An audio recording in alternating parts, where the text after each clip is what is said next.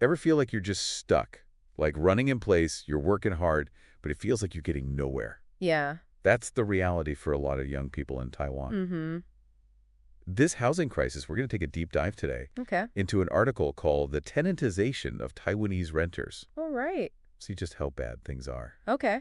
And, maybe, hopefully there's some light at the end of the tunnel. Well, it's a really fascinating look at how this issue impacts, not just individuals, but Taiwan's entire economic landscape. Yeah, so this term, tenantization, it's not exactly a happy word. No. What's the core idea here? Well, the article makes this really striking comparison between today's renters and, like the tenant farmers of the past. Oh, wow. You can imagine working the land, but never actually owning it. Yeah. Stuck in this cycle of just paying your dues, and there's very little hope of progress. That's the parallel that they're drawing here. Wow. Instead of farmland.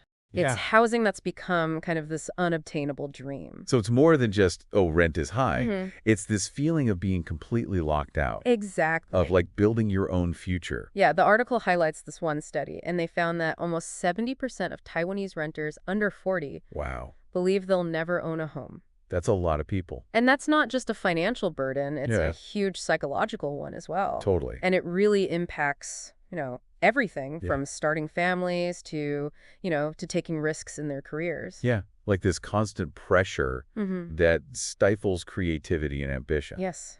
The article argues this has like a ripple effect across the whole economy. Absolutely. Doesn't it? Yeah. One of the biggest concerns is the impact on entrepreneurship.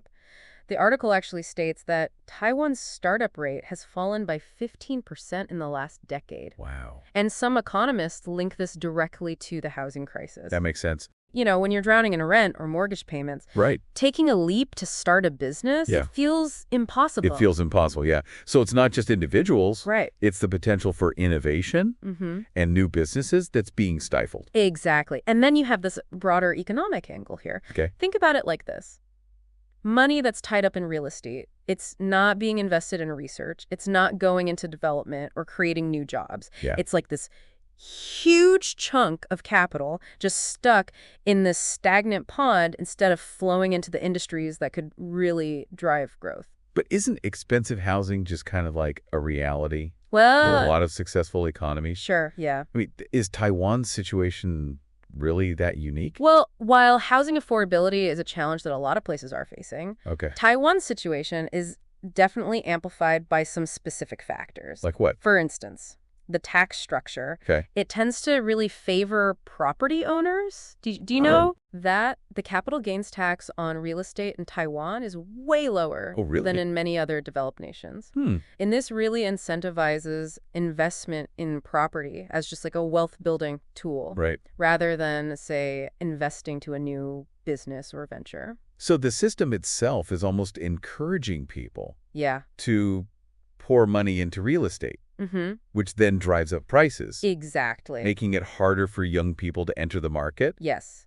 It's like a vicious cycle. Precisely. And then there's the question of the government's reliance on land sales for revenue. Okay, yeah. It's a huge source of income for them. Right. But could this dependence maybe be inadvertently fueling the problem Oh, interesting. by kind of incentivizing more development, Right. pushing prices even higher? That's a good point. It's like the system is almost designed to benefit those who are already in the game, Yeah. while others are struggling to even get on the playing field. So is there any hope? I mean, does the article offer any solutions to kind of break this tenantization cycle? Yeah. Well, the article does offer, I think, some glimmers of hope. Okay. But they're going to require some pretty bold action. Right. And a willingness to, really challenge how things are done right now. Like what kinds of things are they suggesting? One of the most talked about solutions is increasing property taxes for people who own multiple properties. So basically trying to discourage the idea of housing as like Right. just an investment asset. Yeah. Making it less attractive to like Exactly. just sit on empty properties. Yeah, the idea is to kind of incentivize those owners to either sell those properties and add to the supply in the market, Right. or to rent them out at more reasonable rates. Yeah, I can imagine that would be Of course, this is a not tough sell. a policy without challenges. Right, you would have pushback from, Yeah. well, anyone who benefits from the current system, right? Of course. What about Yeah. the everyday people? who might rely on rental income from a second property. Yeah. Like for retirement or something. That's definitely a valid concern. Yeah. Any big changes to how taxes work needs to be very carefully considered to make sure there aren't any unintended consequences. For sure, for sure. So the article suggests like a tiered system where the tax burden is going to increase, but it increases proportionally to how many properties are owned. So it's like targeting the... Yeah, it's about targeting the big guys. The large-scale speculators. Gotcha. Trying to minimize the impact on individual homeowners. Okay, that makes sense. What about social housing? Yes. Is that part of the solution? Absolutely. Expanding social housing is really crucial. So we're talking like government-subsidized housing units. Government-subsidized housing, rental assistance programs, things like that. Yeah. This could be a safety net for those struggling to afford. You know what the market is demanding, and it would help ease the pressure on housing prices overall. You'd think everyone would be on board with that. Unfortunately, social housing sometimes gets kind of a bad rap. What do you mean? People might think of poorly maintained buildings, high crime rates, that sort of thing. Yeah, I've heard that. But that doesn't have to be the case. Right, so it's not just about building more units. Right. It's about creating communities that are well managed. Exactly. Safe, desirable places for people to live. The article goes beyond just like the brick and mortar solutions. It emphasizes that we need to shift investment away from real estate toward sectors that are more productive. Yeah, that's easier said than done. Easier said than done. I mean, how do you convince investors to put money into, say, a tech startup? They can see property values just skyrocketing. It's going to take a multi-pronged approach. The article suggests some government incentives for high-value industries. Interesting. Make them more attractive to investors. Like what? Tax breaks, grants, streamlined regulations, anything that's going to even the playing field, make sense. Make innovation a more compelling bet. So create an environment where risk-taking is rewarded. Yes. And the potential return on investment in, say, like a cutting-edge biotech firm can rival the perceived safety of just buying another apartment building. Exactly. And it's not just about like top-down government policies. It's also about creating a cultural shift, encouraging financial literacy among young people, promoting entrepreneurship, showcasing the success stories of those who have taken the leap, built something new. It's about changing the narrative. Instead of homeownership being the ultimate marker of success. Exactly. Maybe we need to celebrate the people who are creating, innovating, building businesses that are benefiting society. Yeah. But the article also points out that even with all these solutions, there's a deeper question. Oh, okay. What's that? We have to kind of reconsider how we view housing in the first place. Oh, okay. Is it mainly an investment? A way to build wealth? Yeah. Or is it actually a basic human need? That everyone should be able to access, no matter their income level? That's a huge question. It is, and it's really tied to some deep cultural attitude in Taiwan. In Taiwan, yeah. I mean, owning a home here is seen as the symbol of stability, success, maybe even family honor. That's right. And that cultural pressure just makes the problem even worse. Yeah. The article even talks about Taiwan's declining birth rate as a potential factor here. How so? Some people think that a shrinking population might eventually mean less demand for housing. Oh, okay. Which could ease some of the pressure on prices. So there's a glimmer of hope?